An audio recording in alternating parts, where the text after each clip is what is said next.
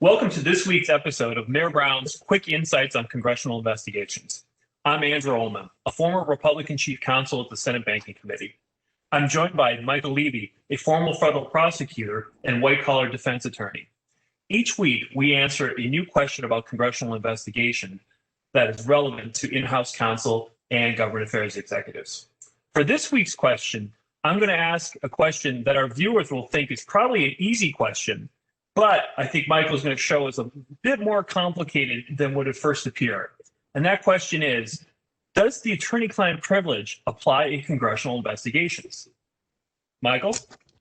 Well, Andrew, I think the short answer is it depends on who you ask.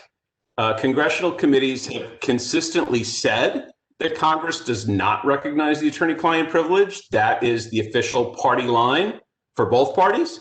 But that said, I think they say that more as an assertion of institutional independence than as a particularly credible threat.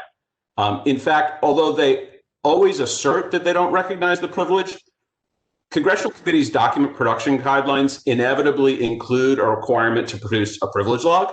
So as a practical matter, congressional committees really tacitly acknowledge that companies and individuals are going to assert the attorney-client privilege, and in fact, they do. None of my clients has ever provided to a congressional committee any information protected by the attorney-client privilege, and no congressional committee's ever challenged me on that or taken any action to try to force my clients to provide attorney-client privilege information.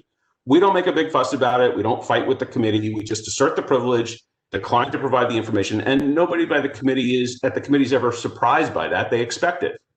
So as a practical matter, that really puts the onus on the committee to try to compel the client to produce the privileged information. And although I guess in a theoretical sense, they might try, they don't. And that's probably true for several reasons. First, they rarely need the privileged information. For the vast majority of situations, the committee can get all or virtually all of the information it needs to conduct its investigation without breaching attorney-client communications. Secondly, trying to enforce a subpoena to require the production of privileged communications would require the committee to expend substantial time and effort, first within Congress and then in the courts. And as we've discussed in prior episodes, most congressional committees, particularly in investigations of the private sector, run their investigations on a very tight time frame.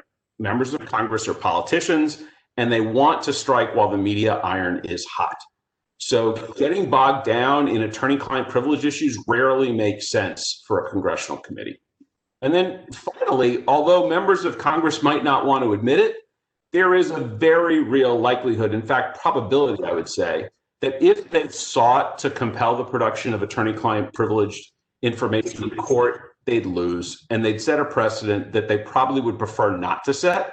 Indeed, as you know, Andrew, in July of 2020, in its Trump versus Mazars opinion, the Supreme Court made it extremely clear, technically they did it in dicta, that recipients of congressional subpoenas, I'm going to quote here, have long been understood to retain common law and constitutional privilege with respect to certain materials, such as attorney-client communications.